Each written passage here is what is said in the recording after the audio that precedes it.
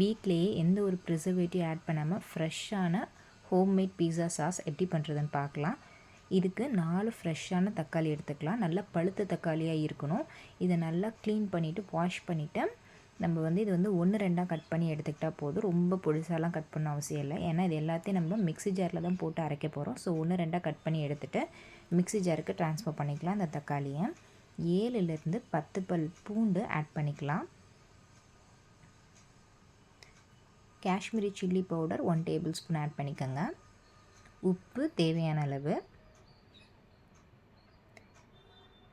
சர்க்கரை, நான் நாட்டு சர்க்கரை எடுத்துருக்கேன். நீங்கள் நார்மல் ஒயிட் சுகர் கூட எடுத்துக்கலாம். நாட்டு சர்க்கரை 2 டேபிள் ஸ்பூன் ஆட் பண்ணியிருக்கேன். Tomato ketchup 1 table spoon.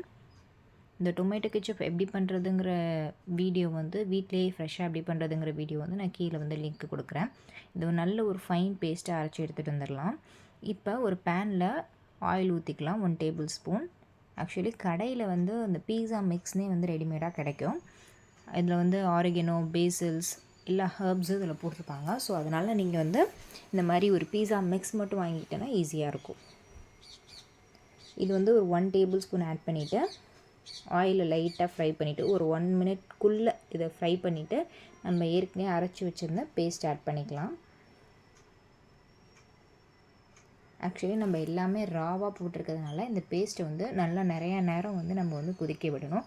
அதுக்காக நம்ம மிக்ஸி ஜாரில் இருக்க தண்ணி இருக்கும்ல, இதை அரைச்சோம்ல, லைட்டாக தண்ணி ஊற்றி நம்ம இதை ஆட் பண்ணிக்கலாம். ஏன்னா அதோட பச்சை வாசனைலாம் போகணும். அதனால் லைட்டாக தண்ணி, ரொம்ப கம்மியான அளவு தண்ணி ஊற்றி சிம்லேயே வச்சு நல்லா கொதிக்க விடுங்க. நல்லா இது சுண்டி வரணும். அதோட பச்சை வாசனை எதுவுமே இருக்கக்கூடாது. அந்த அளவுக்கு நல்லா சுண்டி இந்த அளவுக்கு வரணும்.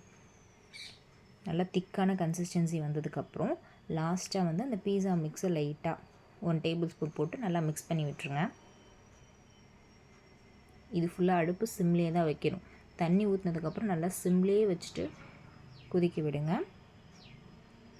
இப்போ இதை ஒரு பவுலுக்கு ட்ரான்ஸ்ஃபர் பண்ணி நல்லா ஆறுனதுக்கப்புறம் ஒரு ஏர்டைட் கண்டெய்னரில் நீங்கள் ஸ்டோர் பண்ணி வச்சுக்கலாம்.